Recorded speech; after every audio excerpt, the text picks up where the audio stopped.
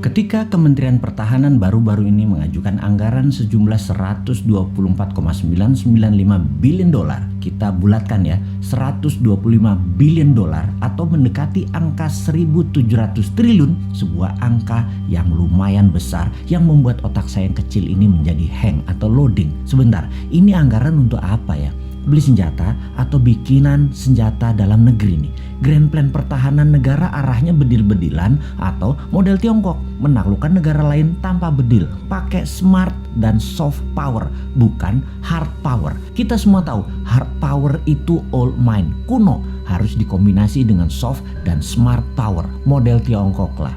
Beli pejabat negara lain, kasih pocket money, kasih pinjaman lunak, dibangunkan apapun yang sifatnya jangka panjang dan seakan penting di negara tersebut. Misalnya nih ya, negara tetangga kita banyak tuh pejabatnya yang kena strategi smart powernya Tiongkok. Rakyatnya kemudian dinabobokkan dengan narasi. Dan untuk negara kita yang pejabatnya NKRI garis lucu semua, hanya ketawain negara tetangga itu. Seru ngelihatnya. Bener deh, kasihan anak cucu negara tetangga itu nantinya ketika tidak ada narasi yang bisa dibangun untuk bisa menahan kebenaran kelak. Kembali ke anggaran maha besar. Ketika kita mengetahui bahwa anggaran militer itu ternyata pakai hutangan, ini membuat lemes generasi new mind. Lah nanti yang bayar siapa? Ini multi years loh nyicil hutangannya. Bener deh, ini harus dipertanyakan bukan hanya Kofadis Departemen Pertahanan, juga pertanyakan mau bangun militer 1.700 triliun dengan ngutang segede APBN Indonesia dalam 1 tahun itu,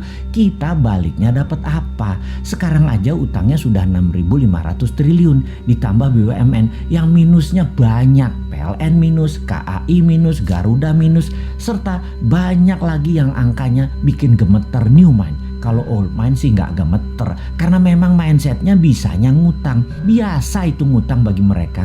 Oke, kita yang bodoh ini mau nanya, ini arah militer Indonesia mau kemana ya? Kita tanya, anggap semuanya buat beli alat utama sistem pertahanan, alutsista. Ini kita mau defense, mau bertahan atas serangan dari negara mana? Apa bentuk serangannya mereka emangnya? Sehingga beli penangkisnya apa? Oh oke, kita mungkin mau menyerang. Mau menyerang siapa? Wilayah mana yang mau diserang? Yang mau ditaklukkan? Papua Nugini, Pasifik Selatan, Australia, atau Malaysia, atau kemana? Tiongkok mungkin kita mau taklukkan.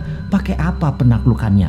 Apa yang didapat dari serangan keluar tersebut? Misalnya mau menaklukkan Tiongkok, kita mau ambil hartanya Tiongkok, mau ambil cewek Tiongkok, atau mau ambil Malaysia supaya kontrol Selat Malaka 100%. Mau kemana kira-kira bos? Apa kita mau perang biologi? Jadi bukan beli senjata berat, tapi bangun senjata biologi buat virus baru. Kalau nggak makan gudeg, pada mati. Virus ini kita akan sebar ke seluruh dunia. Kita buat orang panas dingin, sesak nafas. Tapi begitu makan gudeg, sembuh. Kita siapkan gudegnya.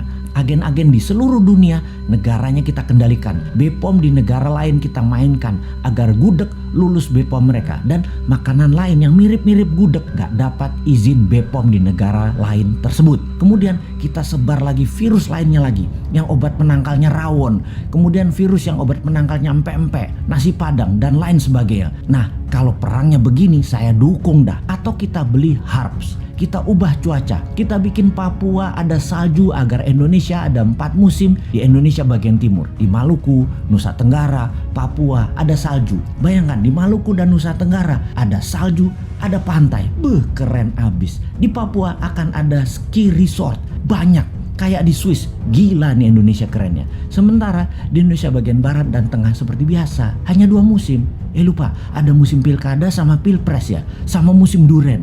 Maaf gak kehitung. Tapi ini tapi loh ya, saya ini yang bodoh ngaku pinter nan sontoloyo selalu curiga kalau ada anggaran multi years sampai jabatan selesai masih ada kewajiban yang ditanggung renteng. Maksudnya begini, di akhir masa jabatan presiden sebelum ini ada juga lembaga yang last minute kira-kira 2 tahunan terakhir masa jabatan beli alat-alat multi years sampai 10 tahun ke depan. Sehingga pejabat di presiden baru Pak Jokowi periode 1 departemen itu anggarannya hanya untuk membayari utangan dari kebijakan multi years pejabat sebelumnya. Bahkan sampai sekarang masih nyicil sehingga departemen itu kering sekarang.